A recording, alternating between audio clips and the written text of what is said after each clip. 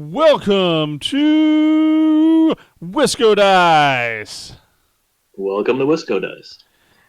Howdy, folks. This is your host, the Cozy with the Most. I am joined by the one, the only, the Stark, the Raving, the Mad One himself. Hey, how's it going, Brian? Hey. Pretty good. That sounds great. So, hey, before we get started on the show, I just needed to ask you this. This is a burning question everyone needs to know. So, how is that conversion on Ra's al Ghul coming? I don't know what you're talking about. So, everyone out there, just make sure after you listen to the show that you ask Brian what the deal is with his Ra's al Ghul conversion that he's doing for the Batman Miniatures game. We'll see if there's a future reveal here on what that actual detail of what that conversion is.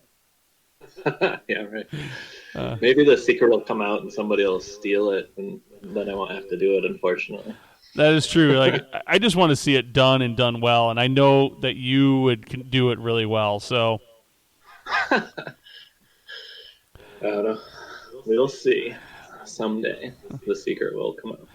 Today is January 27th, 2021, and you are going to be in for a treat. This is episode 77 of the WiscoDice Tabletop Gaming Podcast. So, anyways, what games have you been playing, Brian?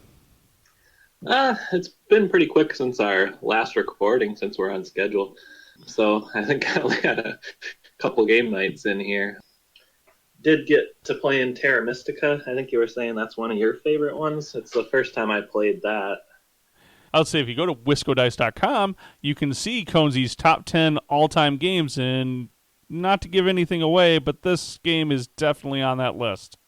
Well, yeah, it seemed pretty cool. I guess I didn't really look in. I mostly just looked at the rules of how to play it for the other night, but I don't really know what the fluff was of it. You're kind of like terraforming magically this world or whatever to create cities and stuff like that. And there's a bunch of different like magical races and stuff like that with different abilities. And it seems pretty interesting and in depth.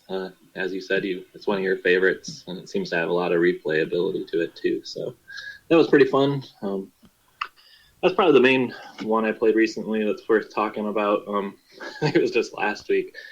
I don't even remember what it was called now, but I was just like wiped out, and it was a pretty complex game to learn like 15 minutes before we played, and I was just like too tired and wiped out, and I couldn't figure it out at all, so I just kind of played along with you guys in that one. That's all right. I'm going to mention it here in just a moment, so don't worry.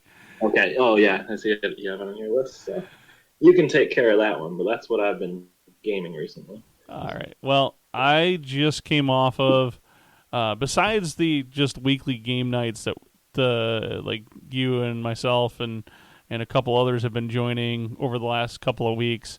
Last weekend was our weekend for Cabin Con. Now, Cabin Con normally for us is we all rent a fairly large house in the middle of some rural place in Wisconsin, and get together probably, I don't know, 15, somewhere around 15 plus people for 4 to 5 days of just nonstop board gaming and eating and drinking and just general tomfoolery, right? And this year we couldn't do that because of COVID-19 and all of that situation and trying to keep everybody safe. So we did it virtually for 2 days. And I've got to say the organization was top-notch. We did everything through Discord, so you just hopped onto a Discord channel for whatever the appropriate table was that you were assigned to or that you signed up for that game for that period. It was very similar to almost a convention style where you had a game sign up with time slots, and you could volunteer to run games, or you could sign up for somebody else's game that they were running and then play those games. And so there were 3 games that I kind of came away from that were of particular note for myself. The first game is a game called Concordia, which is a very good game, and I do actually own a copy of it, but I've never played my copy. There's running out of games in my collection that I can say that about.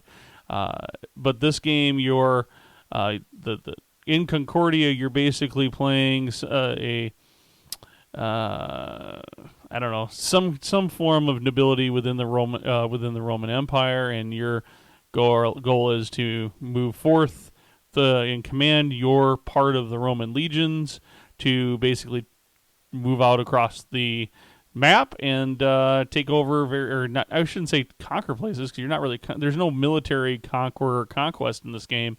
You're basically establishing towns or resource collection in various towns that you can then tap for resources, or you can recruit senators, and you're basically collecting a set of cards that lets you. Everyone starts the game with the same hand of cards, and each card represents an action that you can take. And so you play your cards to do different types of actions, and then eventually you can acquire additional cards that go into your hand. And there's one card in your hand that basically lets you, when you play it, you draw back up all your discarded cards. So you can never play the same card. Without playing that card, you can't play it. You can't just play it and then play it the next round. So you got to kind of balance moving out with collecting resources so that you can establish control on various places on the board. And then there's an ability that you can. The board is separated into several regions, and those regions can be activated, and all of the towns in those regions then pay out, or you can collect money from them. So it's like, and there's all sorts of different resources, brick and wood and that kind of thing. And it's just a great game, and I can't say enough about it. It's I'm looking forward to getting an actual physical copy play of that game here soon. Next game on the list was Teotihuacan, City of the Gods. This is a game where you're using dice in the place of workers, and this is the game that Brian and I played just the other day. I also got to play it at CabinCon. I attempted. Brian pretty much just autopiloted it through, but he didn't do too bad for, not knowing the game that well going into it. But anyways, in this game, you basically move around. You move your dice. There's, I think, 8 or 9 action spots on the board, and you basically are going to move your dice around the board in a clockwise fashion. You can move them up to 1 to 3 spots when it's your turn, and then once you move it, you have a choice of how you want to activate the tile you landed on. And if there are other dice there of different colors, you have to pay some food to be able to take the main action on that spot, or you could go devote yourself to the gods and move up religion tracks, or you could stop there and just spend the time collecting food, and you gain food based on the number of different colored dice that are there. And then ultimately the game lasts for what's termed as 3 eclipses, and so there's a sun and moon track that you follow on the board, and when you hit an eclipse, then you score a whole bunch of points, or the points do increase a bit for each round, and I find it's a really fun game. I found that actually the latest 2 plays that I've had at 4 players seemed to be the most balanced, close games where you couldn't necessarily tell there was a runaway winner in it. I do find when we play it at 2 players that the runaway winner syndrome kind of really seems to take off. But at 4, it seemed like it balanced itself out a lot better, and I was really happy with it. This is a game that we actually reviewed on the WiscoDice website, so if you want to find out more, you can check out our review on WiscoDice.com. And then the last game I wanted to talk about that I ran at CabinCon is Mysterium Park. Brian, did we play this once before where I ran it with you with the cameras and played the physical copy of it while you were remote, or did you not do that? Yeah, we had done that a couple times. I think it was once for your birthday, and then once we kind of did like a pre-run leading up to your birthday of playing that. I guess I didn't actually play during your birthday weekend, but yeah, I was like present for the chat and stuff. Yep, so this is much like the game Mysterium.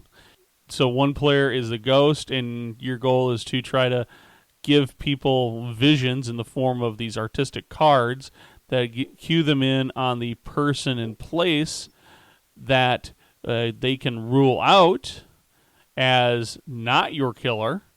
And then ultimately you get down to the final round where you have 3 possible suspects and 3 possible locations that get paired up.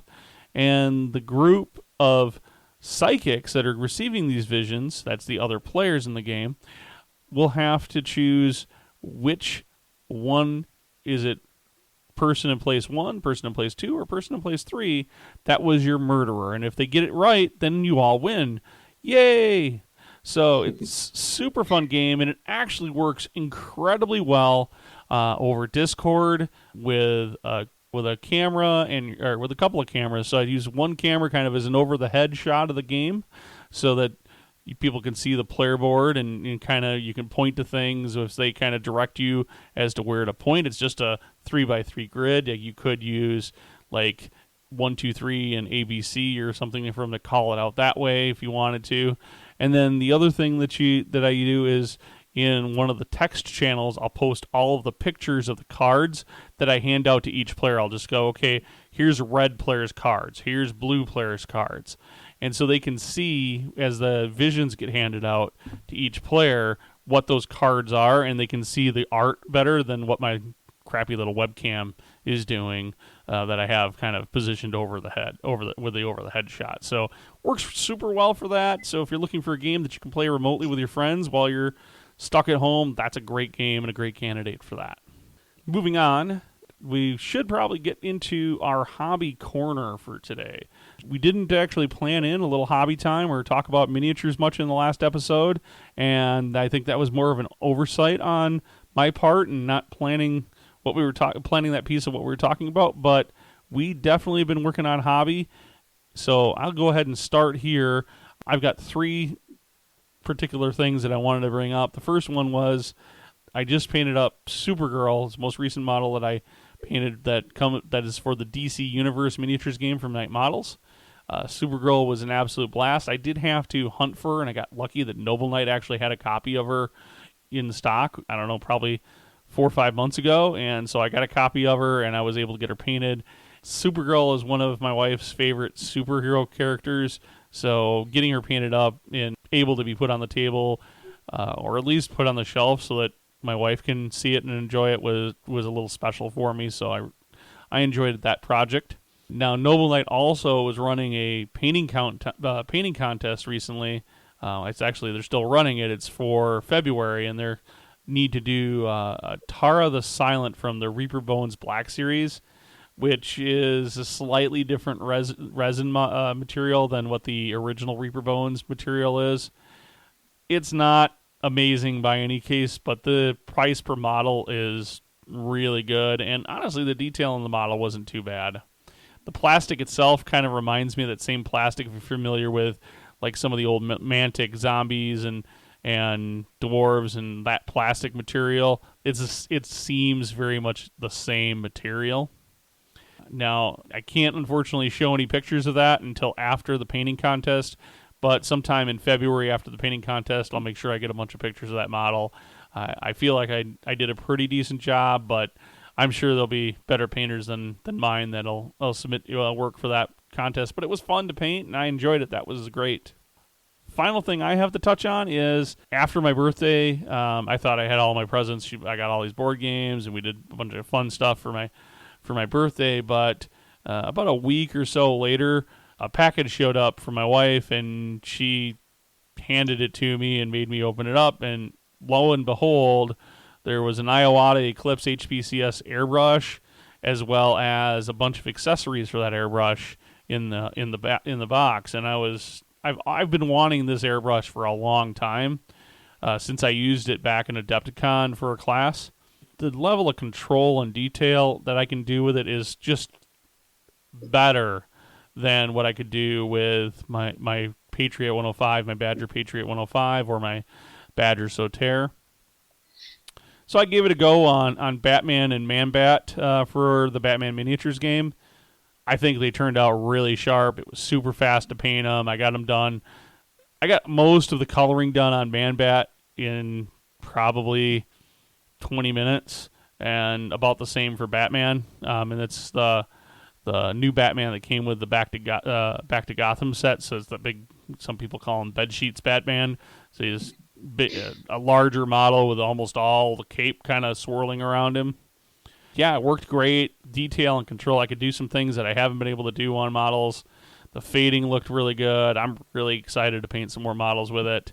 I just haven't had time. So that's kind of what I've been working on. I will note that if you want to hear the full review for that airbrush, make sure you check out Conzi's diary from the 27th of January, 2021, because that's where I actually review that airbrush and give you a little more detail. All right, Brian, what have you been up to?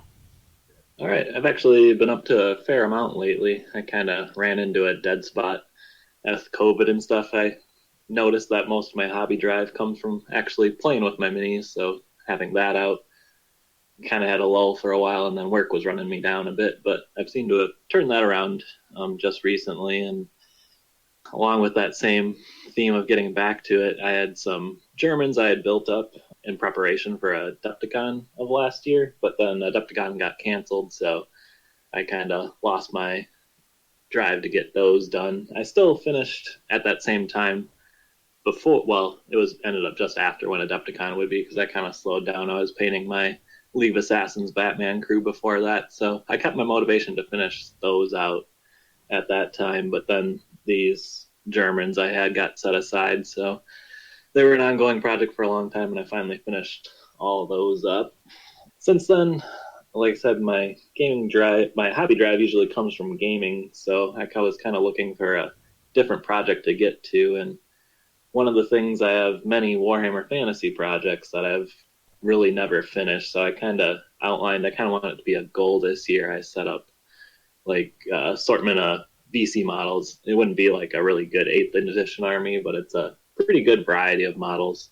It would get me a big chunk of painted army finally, like 10 years later or something like that on the table. So I'm hoping that works out for a goal this year. I've kind of started in on some zombies. It took me a little bit to kind of figure out how I want to go about painting them. And I kind of got a test model going this past weekend and have some tweaks and stuff to do, but I'm excited to keep my motivation going on that project. So you'll probably see about it all this year on different social media. I'm sure it'll come up on our show again. Well, I am for one excited to see that square base activity, and I'm sure there's a few out there that are listening that want to see some more square bases. So that's pretty exciting. Yeah, I'm pumped about it to be back to my favorite thing that drew me into hobby originally. So it's nice to be back. All right, so now that you're back, let's jump back into what our main topic for today's show is. So, Brian, what are we talking about today? Yeah, I guess we didn't mention it earlier. Going to cover another board game, Star Wars Rebellion. It's been out for a little while. I think it was actually released in 2016. It's a fantasy flight board game. If you're familiar with Star Wars, it kind of follows along the original trilogy. You're kind of playing in that same time period of the Galactic Civil War with Imperials versus Rebels. I guess we'll break down our review kind of like last time. Our first category was kind of going over the components and quality of the game. The board game and all the cards and everything, they seem like really good quality to me. I haven't had any problems playing with it, like where any of like the punch out tokens or anything were peeling up, and the cards seem pretty sturdy. One of my favorite things on it is there's lots of cool artwork. Obviously, Star Wars has a wide array of art involved, but they're all kind of like I got like pictures right from the movie, but they seem like really kind of like scene capturing artwork on most of the cards. Game board looks really good. Like all the planets are kind of interestingly detailed, uniquely. And then one of the most exciting things about this game, it does have very many minis in it. There's battle involved in the game, so you need a lot of miniatures. There's troops and crafts. So you have X-wing and Tie fighters, transports, AT-ATs, ATSTs, and all that stuff. There's even Death Star, and then like a under construction Death Star, and Star Destroyers, and even a Super Star Destroyer. They are just kind of bland colored out of the box. I think the Rebels are kind of like a grayish color, and then the Imperials are kind of more tannish, or maybe I flipped the colors. I think maybe the Rebels are tannish, and then the Imperials are the grayish, and they're fairly detailed for their size. I guess as far as improving them, I've seen a lot of them painted up, and I think that adds a lot to it. You don't need to, but it just pulls out some more of the detail and makes them a little more interesting. Yeah, I would totally agree with that. The miniatures in this are actually like the X wings and the Y wings and the Tie fighters are the exact same model basically that's used for Star Wars Armada. So they should hopefully give you an idea kind of what the scale is on those figures. There's nothing that's true scale as far as the figure sizes, but the Death Star and the Super Star Destroyer and the Star Destroyers are definitely bigger than the little fighters, and ground troops are just a little dude on a stand, and it's all really cool. Like the pieces and components are all cool. I will note one thing I noticed with the components that's maybe slightly annoying, and I wish they would have come out with a better way to do it. Is the game board itself. While the art and everything that you need is on the game board, it is two separate boards that you put together, that you sit next to each other. So if you got a table where the one board where the boards slide around, or it's able to bump them a little bit, they go out of alignment, and I just find that that's annoying. It needs a large amount of table space to play the game, but I do wish that at least there was an option, or it had ever been an option from Fantasy Flight to buy a replacement board for the game, where instead of maybe it was one of those mouse pad mat type materials or something, where you can just kind of roll it up when you're done instead of folding it and putting it in the box. That would be my only complaint. All like you said, the cards are really good. The game itself, the components are good. I mean, Fantasy Flight's known for partially for their components, the component quality. So, and there's no doubt the quality there is very good in this game.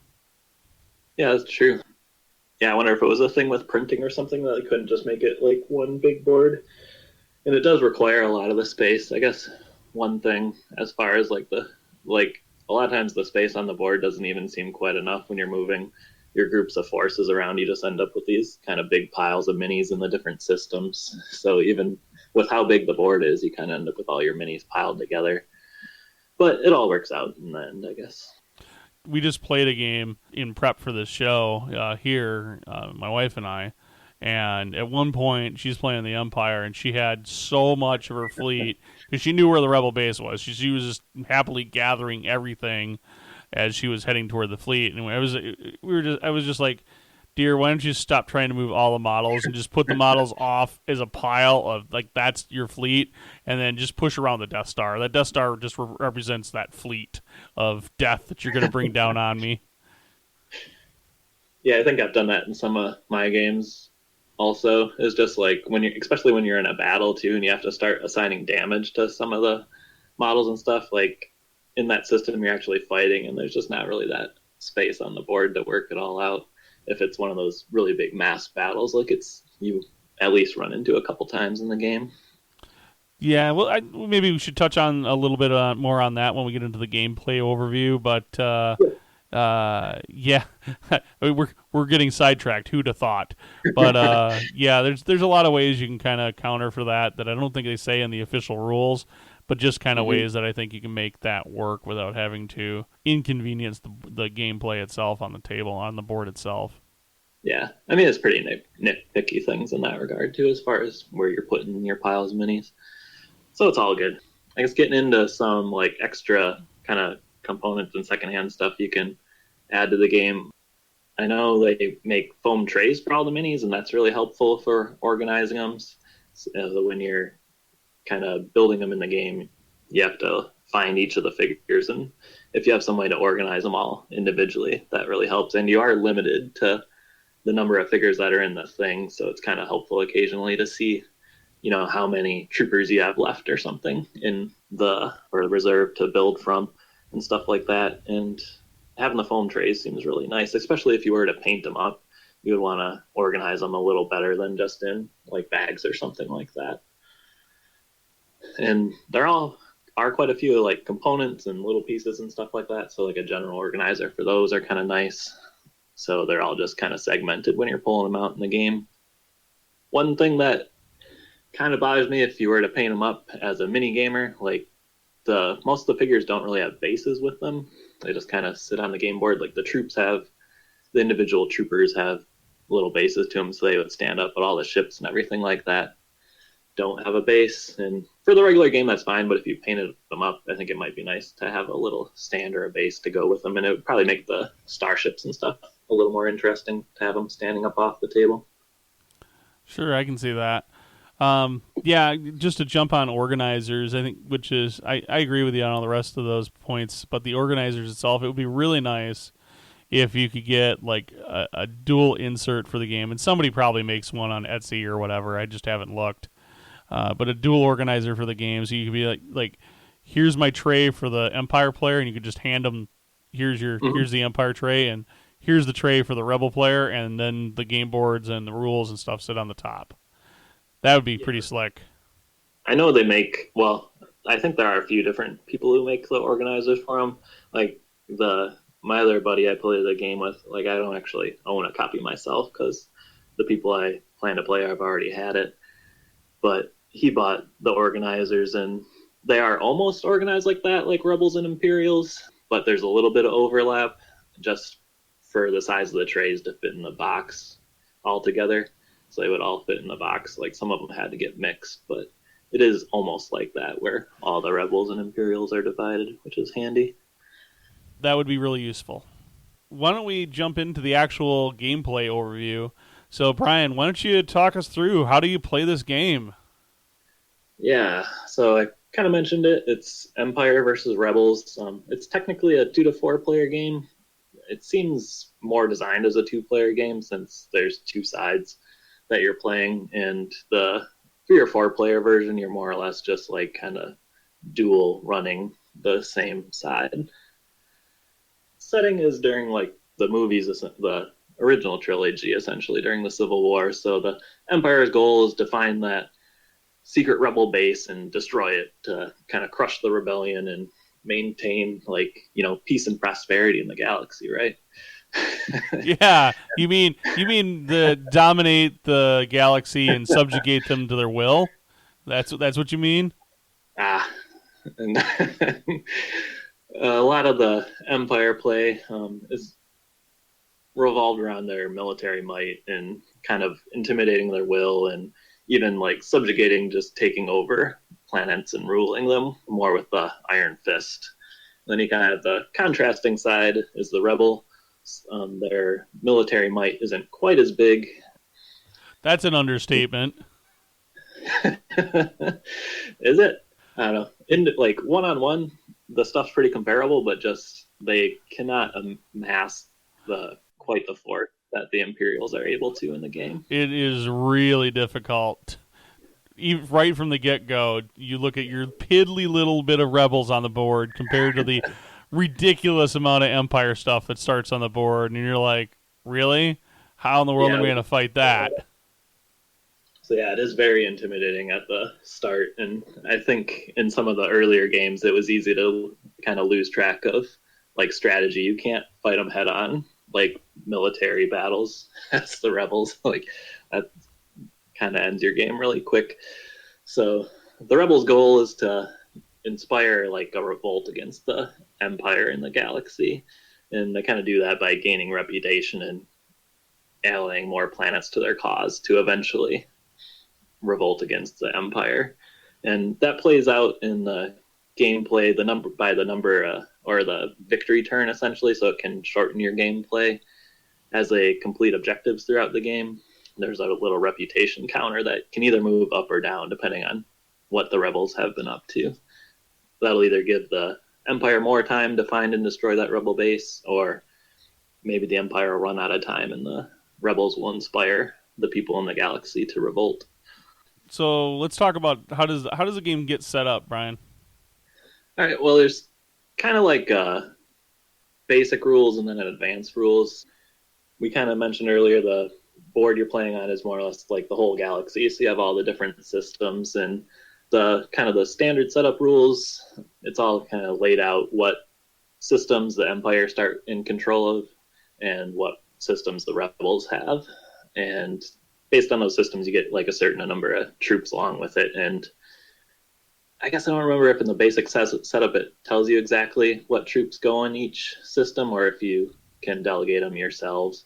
In the advanced version, you use the probe deck in the game to establish where the Rebel and Imperial systems are at the beginning, and the standard setup kind of balances it out a little bit. Otherwise, you could run into some trouble if the Empire's right on top of the Rebel planets right away.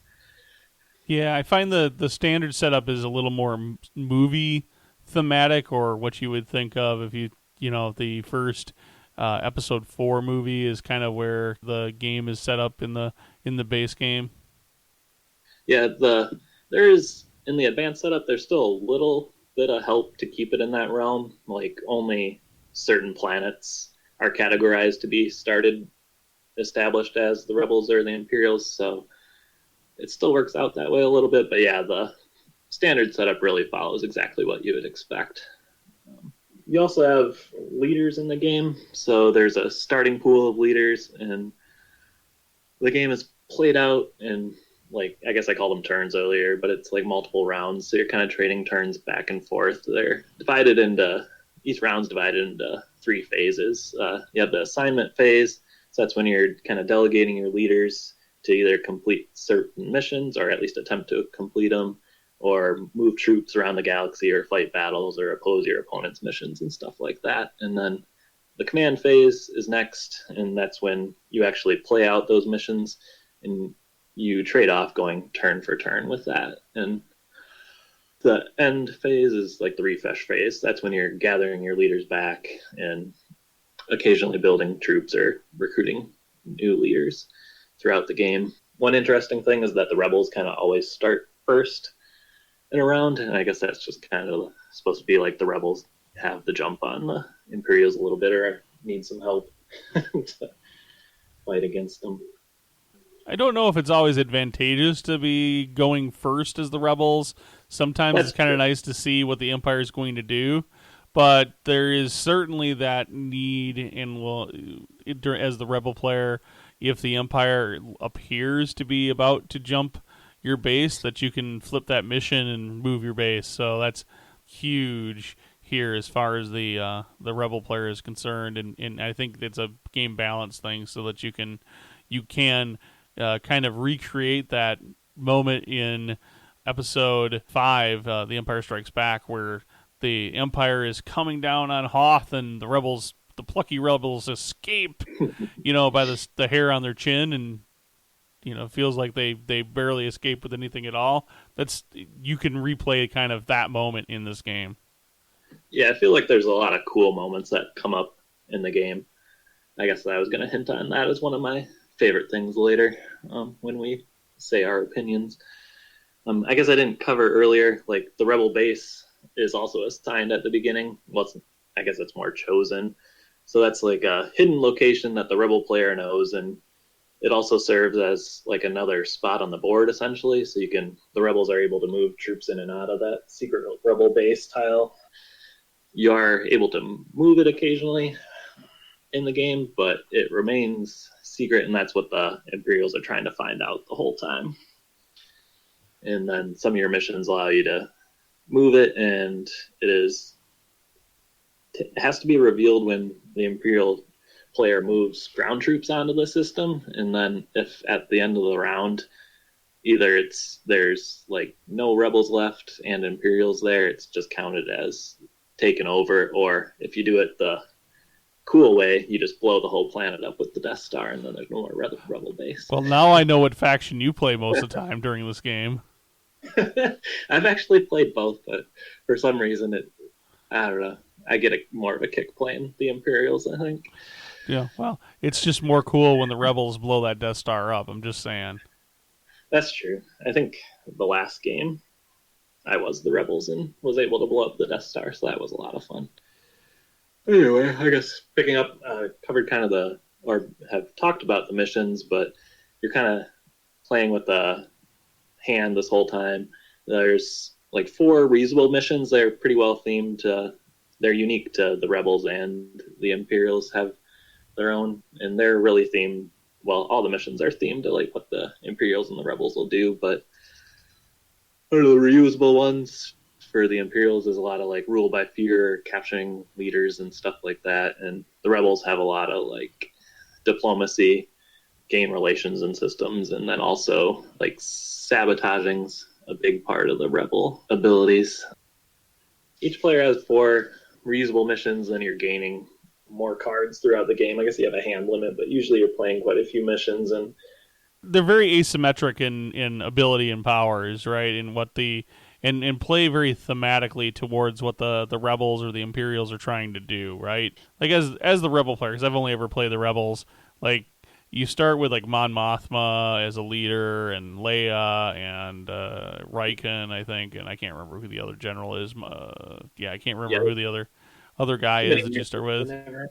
But like Mon Mothma is clearly really good as a diplomat, so you've got a mission where you can send one of your characters to go make an alliance, or talk to a system and get them to back down from supporting the Empire, or which is really huge, because I think the piece that goes with those systems is when we get to the round in the when you get to the refresh phase in the game, that's when, and you can generate units, systems that are in under a influence of, so that they're pro empire or pro rebellion, are going to allow that faction to generate additional ships based on some symbols that are printed on that system. For the rebel player, you need to slow the empire down, and one of the best ways you can do it, you mentioned sabotaging, which is a big deal as a mission as well, because you use that to slow down the ability of an imperial system to manufacture ships and ground troops. But for the rebels, you also need some stuff, because you don't have any stuff. So convincing systems to be pro rebels also becomes a big deal. So yeah, using here's Mon Mothma, the built-in diplomat that's able to go on that those diplomatic missions, and oh look, maybe you can get Obi-Wan as a character later who is a brilliant character to send for sabotages. I don't know why, after watching him shut down the shield generator of the tractor beams on the Death Star, right? Who would have thought he's capable of sabotaging things? So it super plays thematically. Palpatine and his rule through fear, and you system right there, you will be mine. I don't care if I have stuff here or not. You're just Imperial. Mm-hmm. So yeah, super super cool, super thematic. Yeah, I love it. It's a great game. Put a few pictures up of the game I recently played up with this post on the WiscoDice website when we release this episode, so that you can see for yourselves how cool this game looks on the table. Right, so yeah, I kind of hinted at some of my overall thoughts before, but like the biggest kick I get out of it is just the narrative it plays out, and like just all the theme that's tied in really well to the gameplay.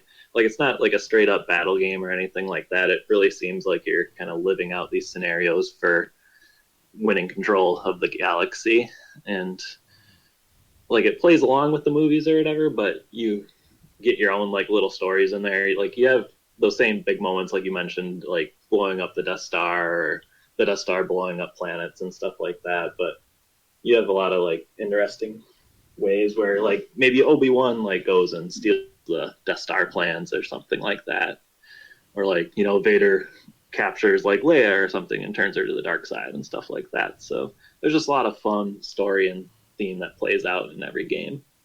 That's probably my biggest like of the game. Yeah, definitely stories. Like I've played. This is my third game of it, and in 2 of the 3 games, I've had Luke Skywalker out, and I've been able to send Luke Skywalker to Dagobah Oh, you did? to become Luke Skywalker Jedi Knight, because that's the only way you can get that hero. He actually upgrades the character, and then you have like this pretty awesome character who also they have the little rings you put on the character bases. You put the little Yoda ring on him, and he's that gives him the ability to re-roll a dice, because there's some dice that you use for resolving combats and whatnot in this, and sometimes you can have opposed missions and whatnot. So yeah, that's like really cool. Like send him off to Dagobah, and he learns how to become a Jedi. Or in the most recent game I played, there was Darth Vader froze Han Solo in carbonite. So Very appropriate. that happened. It didn't happen on Bespin, but um, yeah. And he wasn't rescued from Tatooine. No, that's where a Death Star was secretly being constructed. But hey, but yeah, there's lots of little moments like that ended up happening. And in every game I've played, the end of the game ends up in this like giant combat. And I'm sure at some point I will play as the rebels and manage to hide my base for the entirety of the game and not have it completely discovered. Every game I've played up to this point, it's come down to a big epic battle where it's a bunch of ships on the Empire and a bunch of ground troops on the Empire versus whatever you could muster as the rebels. And if you can just hang out long enough, then you'll win if you're the rebel player. And if not, then the Empire wins. And like this last game, that it was my worst play as the rebels up to this point. And I thought I was doing okay, but I had a couple of early combats go really statistically wrong. She was able to figure out where my base was relatively quickly. There was like 3 rounds yet to the game to go, actually, and I just couldn't bug out fast, and I couldn't get out of there. There was no the she I messed up. There's a Imperial mission card where they can draw cards off the probe deck based on like divide by 4 or something like that.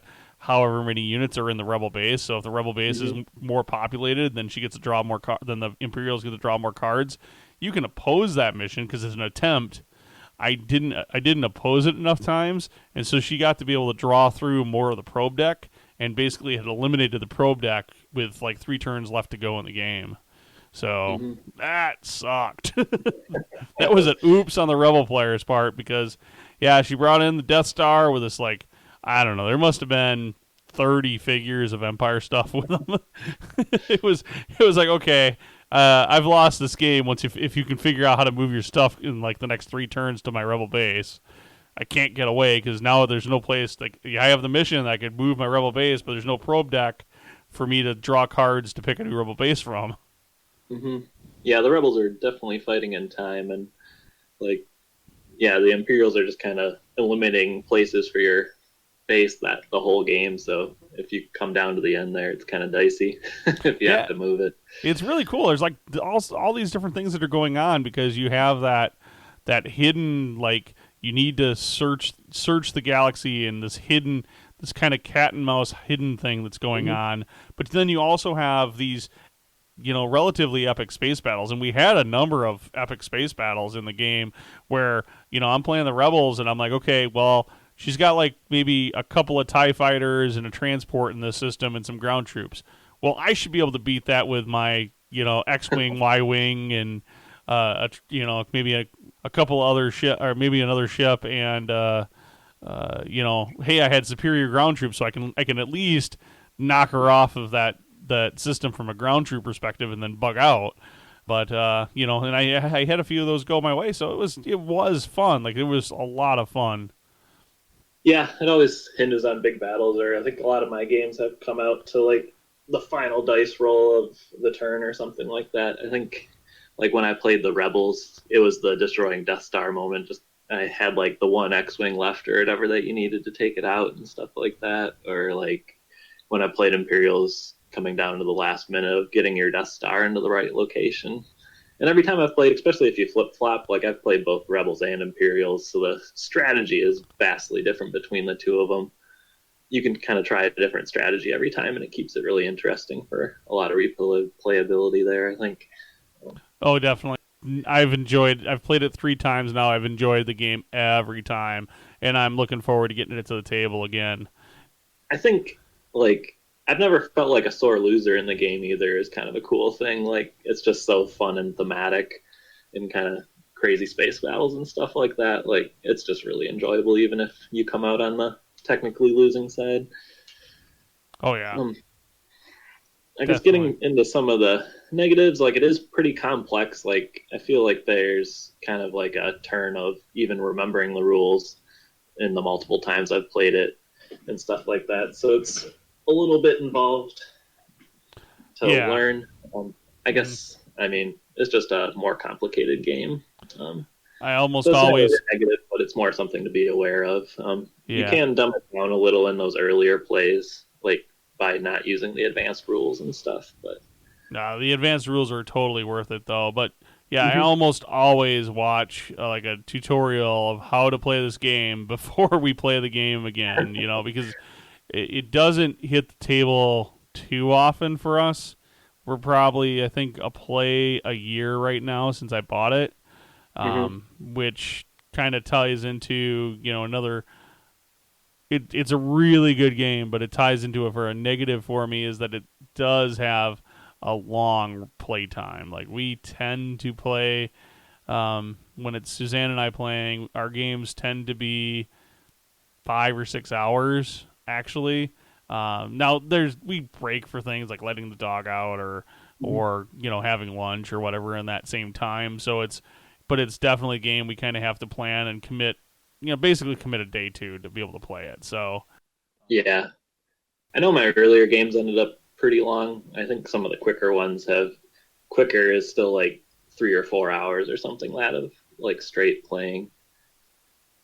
It yeah, is pretty easy to like leave it set up and come back to it at least, but it is definitely a long game. except you can't remember what in the heck you were doing. You're taking over the galaxy. Yeah. So yeah, we talked about if we're gonna do that again of printing off like a map of the galaxy for my wife or for whoever's the Empire player, and then a lot they can keep that as kind of a mark off because you get the probe cards, but you have to try to remember where you've been and look at those. So you're constantly looking at this hand of probe cards, and we're like, Yeah. man, it'd be really nice if you could just check that off on like a printout of the galaxy and be able to, yep, I know they're not here. I know they're not here, and then you can keep that secret or whatever. I don't know Yeah, if it takes away from the complex, maybe of the gameplay, but it seems like that'd be something that wouldn't really break the game to just add it in as something that helps. yeah, I don't think that would take away from the gameplay at all. It's more like an inconvenience of how hard it is to keep track of your probe deck that you've discovered, and like it's hard because you got to keep it secret from the rebel player because you don't want them to know where their base isn't and stuff like that. Like I saw one neat thing, pretty much like you said. This guy made this little like stand or whatever where he just had push pins to mark off all the systems he had probed, and that would be a really added bonus to the Imperial player to be able to keep track of that a little easier. I usually end up sorting all my cards out by systems, but even then, I'm still like rechecking them probably like 5 times a turn. Um, Yeah, where was I going now? Where yeah, where were they not? so yeah, that's definitely really hard to keep track of. And then getting to that same thing, like I mentioned earlier, it really seems like just a two-player game. I think that's kind of like why you and I haven't played against each other is because when it comes to two-player games, there's a lot of other like mini games and stuff we'll go to first. So, and that kind of limits it on like board game days and stuff like that to just have two people sequestered for that long playing the game. You talked about the combat a bit in the gameplay. Like it's just an ordinary kind of dice off system, so it's kind of dull and a little tedious at times, but it's effective enough, to play out those battles and leave some chance to it and everything like that. And um, I mean, it's not bad, and it's not meant to be like a combat battle game or anything like that. But I don't know, maybe there could be something a little different there if you had to be like nitpicky and pick out for an improvement. That kind of leads into there is an expansion for it. That's the Rogue One expansion, and you've actually played this. I owned it. I think I got it for Christmas last year, right before COVID. So I haven't been able to play the game with it at all. But what did you think that added to the game? So one of the big adds is it adds green dice to the combat mechanic, and green dice are probably a little more statistical to fail, but they can be used to do red or black damage. So there's a notion of ships and ground troops can only take black damage or can only take or require red damage or require black dice damage to damage them. So the dice are the black dice and the red dice are effectively the same, have all the same sides. It's just the color of dice is what the factor deciding factor is there when you're in combat. So the green dice really add a new change up, and then the ships that are come the ships and the ground troops that come with the Rogue One expansion, I think add a bit to the game. Like the Imperials get the interdictor and some new TIE fighter. I can't remember what it's called. And Yeah, like the atmosphere TIE fighter. yeah, and they get a tank and some things. And the rebels get they get a new infantry dude that's got a missile launcher, which is nice because now I can damage have another tool to damage those vehicles and stuff on the ground. And That the U-wing in there. Too, yeah, right? and then the Nebulan. Yep, the Nebulan ships too. So those are actually pretty strong because they have 3 health a pop and they roll 2 green dice, so they're pretty strong for the rebels. But the key is you can never amass any more dice than 3. So that's what the number of dice that come in the game. So if you generated 4 green dice, well, too bad. You're only going to get to roll 3. So, but I do find those green dice actually pretty helpful. And particularly as the rebel player, I think Suzanne doesn't find them as helpful as the Imperial player, and I think that's really due to the fact that the Imperials just hit the board with so much stuff that she's going in and in most combats or in a lot of combats and any combat she wants to dictate as the Imperials or anybody that wants to dictate as the Imperial player. You can bring 5 of each of the black and red dice, and when you can do that, the green dice are nice extras, but they don't really like you can just if you're the Imperials, you can just smash armor and infantry if you want. Yeah, I could see that working out like that.